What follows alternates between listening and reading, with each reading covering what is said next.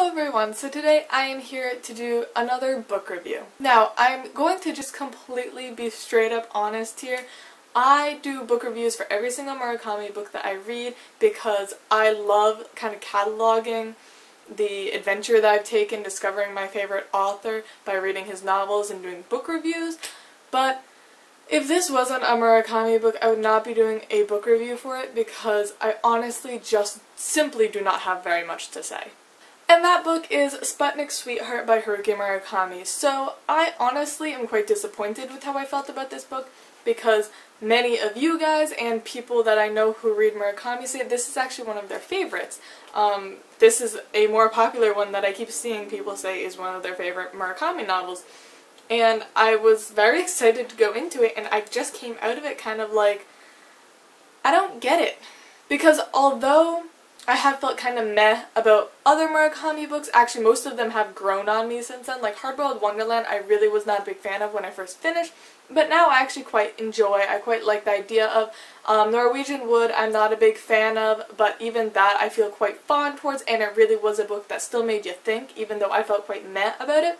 This book I felt about it, but it also was the first Murakami novel that didn't have a single part of it where I went, whoa! Or like, oh my god, or like, I need to think about this, or something like that.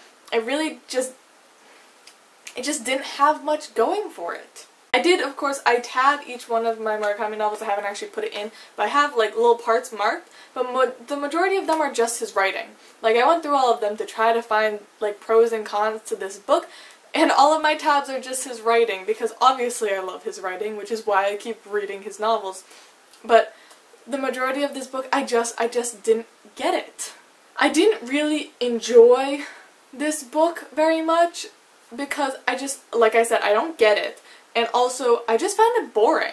Like, this was the first Murakami novel that I found completely boring because it didn't have much going for it, and it also just reminded me of a couple other of his novels that, like, we already sort of saw this whole thing happen in, I guess. Basically, this book is about a man, I don't even know if we have a name for him. His name is Kay, but I'm pretty sure they never actually said that in the book. Who is in love with a girl named Sumire, who is a lesbian, or maybe she's not a lesbian, but she falls in love with a woman, and, like, I don't know, she goes missing. Like, I feel like I have read so many books recently where the girl goes missing, and the guy has to find her. I'm in the middle of a book like that right now, and I'm kind of like, why is this such a popular plot right now? But I just kind of felt like it was very similar to a couple of other books I've read of Murakami's, if I'm completely honest. The characters were nothing special besides, what was her name? Miu? I don't know how to pronounce it. The love interest of Sumire. I liked her quite a bit, but Sumire was the same kind of typical boring, flat female character that Murakami seems to write as his lead female characters, and the narrator was quite boring in my opinion. So overall, I just didn't enjoy the plot, I didn't enjoy the characters, so I just didn't really enjoy the book. Although I did really enjoy the kind of lesbian romance, I guess you could call it, that is in this book. That is not a spoiler. You find out in the first, like, sentence that in the spring of her 22nd year, Sumire fell in love for the first time in her life, and it was a woman. So, like, you know it's a lesbian in the book right from the start. And I did enjoy the lesbian romance kind of thing because I haven't seen that in a Murakami book yet. And I did enjoy the kind of LGBT themes and topics that were brought up because of that.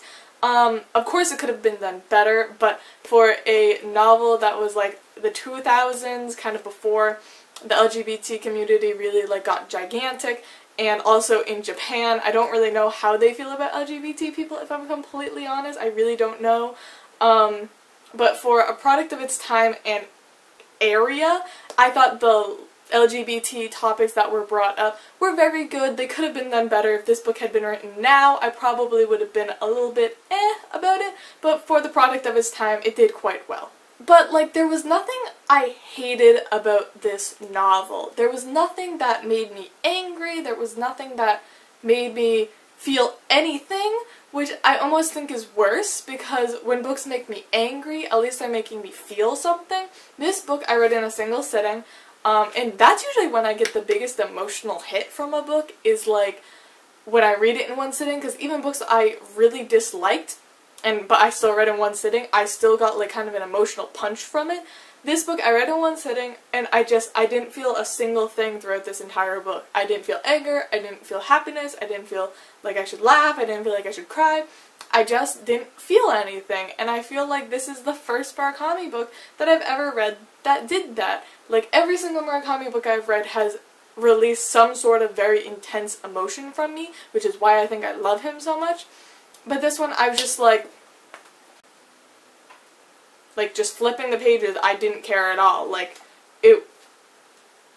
I could have gone my whole life without reading this and been the exact same. Also, for people who do love this novel and have read it, I have a question.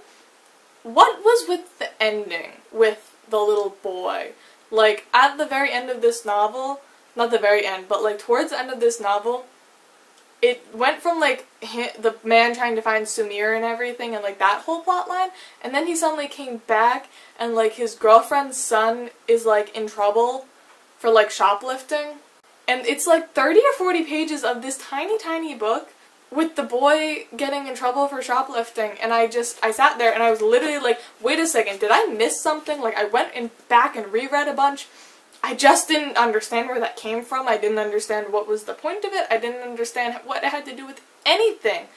So if you have read this novel, can you please explain that to me? Because I feel like that just went totally over my head. I was like, what is going on? I thought we were looking for the girl, and now it's about a boy who shoplifted. I am so confused. So yeah, if you read that, please tell me what that whole thing was about, because I didn't get it. Like this entire book, I just didn't get it. So that's really all I have to say on this book. It was a book that I didn't hate by any means. I didn't get angry at it. I didn't feel hateful towards it, but I also just didn't feel anything towards it. Therefore, I gave this book a 2 out of 5 stars. And I don't even know what to say anymore about it.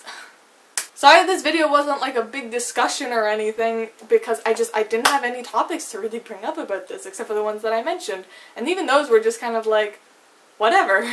But anyways, if you guys have read this book and you did really enjoy it, can you please tell me in the comments below why you loved it so much? Because a lot of you have told me that this is your favorite Murakami novel.